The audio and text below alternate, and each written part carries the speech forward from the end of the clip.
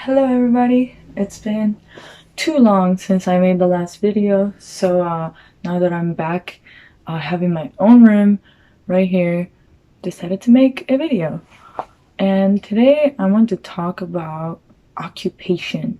You know, I've had many jobs in the past, like keep working, making that cash money under the table. I don't know if that's a good thing. I mean, some people judge because of that. Some people think that it's the best to just keep one job and do one thing. On the other hand, there's people like me who just can't like figure out what to do and only look for jobs at that moment, like get the job for money.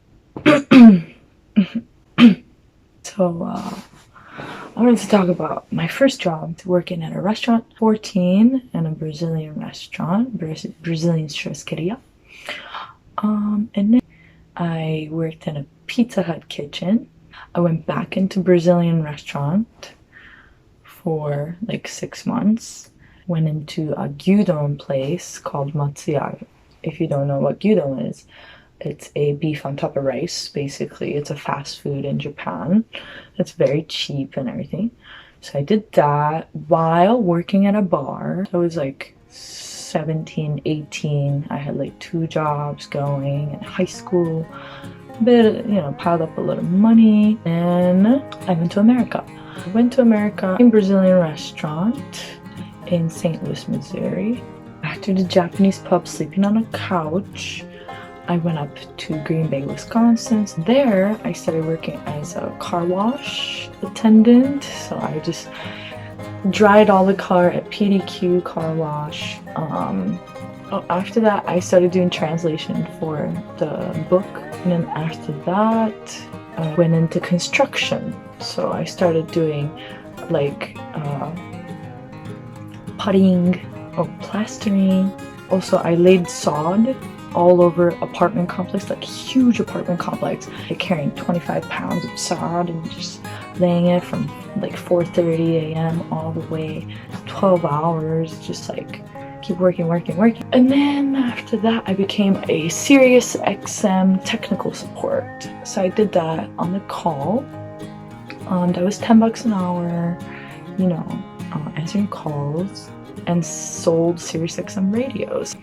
Okay, let me troubleshoot your radio. You know, excuse me, this is a satellite radio. I mean, that's the selling point. That's the fact that there's satellite providing all the music. But then at the end of it, I wanted to leave Wisconsin. I wanted to go to California. I wanted to live in a beach and live my life. So then I went there. Started as a tour coordinator at a Japanese company, but then I got a different offer from this rock star in Hollywood to become his assistant / translator. So I became his translator and assistant, which was okay. You can only work with that kind of rock star for, you know, not too long, because, you know what, okay, I'm not gonna be his slave forever. Every 2 months there's a new assistant, new girl. There's like 7 assistants taking care of him. I'm not gonna mention his name. I don't know, I mean, I could, but one of the assistants didn't like me, and so she just decided to fire me. So then, I applied for a flight attendant. I was like, you know what? I want to just travel the world, and why not become a flight attendant speaking both languages? So I applied. They flew me out to Houston for 3 interviews, and like one after another, people gets cut, right? And I'm like not believing the fact that I'm like there, and I became a flight attendant. So then that was like the heaven time. I just loved every single part of that job. Just like, even if the customer puke on a plane, you know, I never hated that job. I just loved it so much. I thought I was going to become a flight attendant forever and ever and ever. And then something happens. This is just how my life works. Like, I just think, oh, this is it. And then boom. This is it. Boom. This is it. Boom. Like, this is how it's been. I basically got bullied on bullied. And in the end, the person who was bullying me was basically like connected to the HR and just decided to cut me. So then I'm at the bottom of my life. Like, I'm literally like in depression because it was my dream job and I just got cut in one day and they were like, boom, you're gone. But some reason that happened. I got cut off. So then to live, I had to find anything I could, and I just went back to the office job. I did a ocean export coordinator. I just did that all day long. It was a very fast-paced office job, which I learned so much from that job, and it paid well, so I really liked it. But of course, I'm still kind of like, why am I not flying anymore? Like, how the fuck did this happen to me? How the fuck did this older Japanese lady and a diva flight attendant who hates young girls able to ruin my life like this? Like, I'm not, like, that's all I'm thinking. I can't move on. And so I was in a very bad place after that, and I go back to Japan. I'm mentally going nuts, and I'm just gonna like go back home and go back to zero and think about what I want to do. So then I do a translating gig here and there, try to live on a salary. And then my best friend from Wisconsin, who I respect so much, who literally took me in when I had no place to stay, who was there to like protect me from bad guys or bad people. And he was married to this beautiful, beautiful best friend of mine. And like, I just couldn't believe the fact that somebody so close to me would just die one day. I just kind of realized that life is short. I need to just keep doing what I want to do and what I really feel like doing. So I go to Hawaii and become a dolphin tour guide. Oh, wow, I can do this forever. I'll be happy to do this every day. I'll just be so happy to take 40 Japanese people on the bus and show them these beautiful creatures and how beautiful ocean is with the dolphins and the whales and the turtles and the fishes. As a guide, it was an amazing journey. So I'm thinking that's it.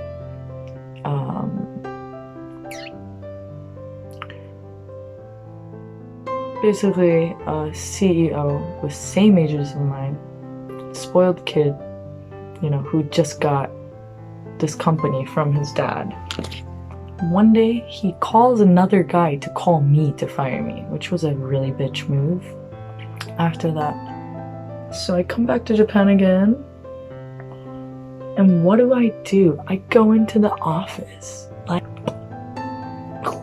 as soon as I got that job, everybody was like, Reina, you're stupid. You're making the same mistake over and over again. Take that job. And I do it for about 6-7 months. And again, that office didn't have a window. So there was no sunlight. And it was 2 hours commute on a train.